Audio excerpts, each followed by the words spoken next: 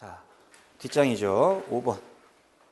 성공에 대해서 혹은 성취, 성과에 대해서 이야기할 건데 성공과 성취를 넣을 때는 여기 써 있기도 하지만 무조건 앞에 뭐를 집어넣는 게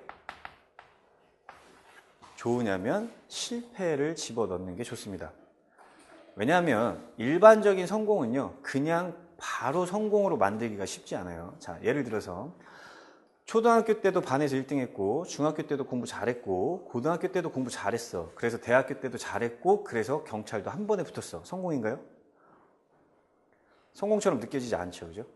어렸을 때 집이 부자였고, 아빠가 돈을 투자 많이 해줘서 사업을 2번 말아먹었어도 결국, 아니, 2번 말아먹었어도 괜찮았고, 또 사업을 했어. 이 성공이 아니야, 그지?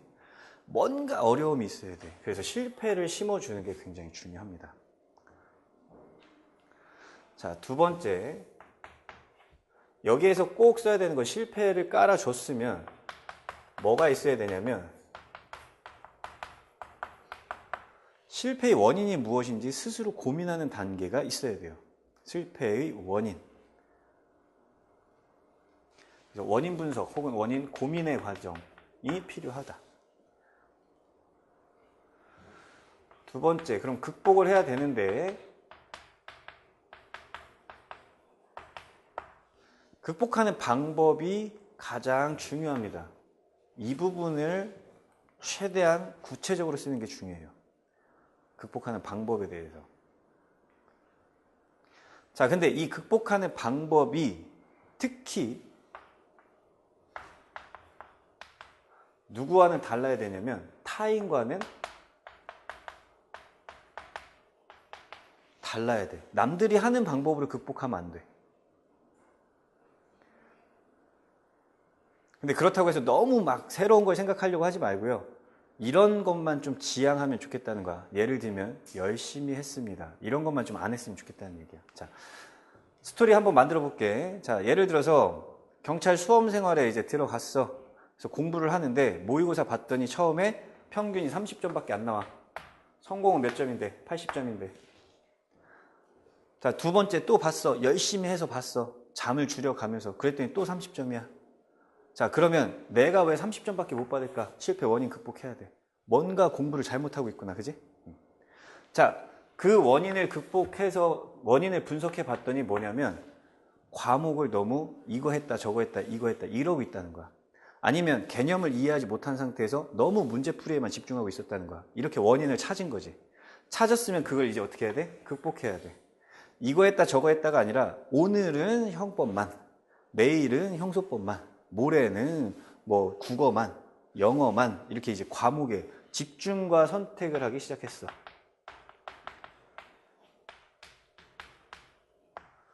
또 하나, 여태까지 나는 노트를 한 권만 갖고 쓴 거야. 영어 노트, 국어 노트 섞어갖고 막 이렇게 쓴 거야. 근데 어떻게? 노트를 구분하기 시작했지.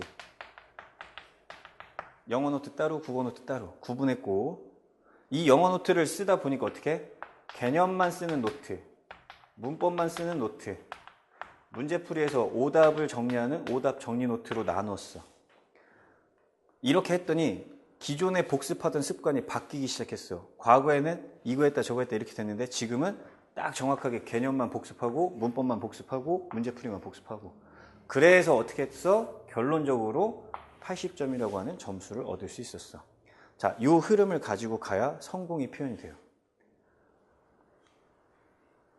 그럼 이런 관련된 사례를 갖고 집어넣어야 되는데 이걸 또 이 안에서 본론을 만들 때 중요한 게 뭐냐면 목표를 정확하게 설정하고 있는가, 그리고 계획이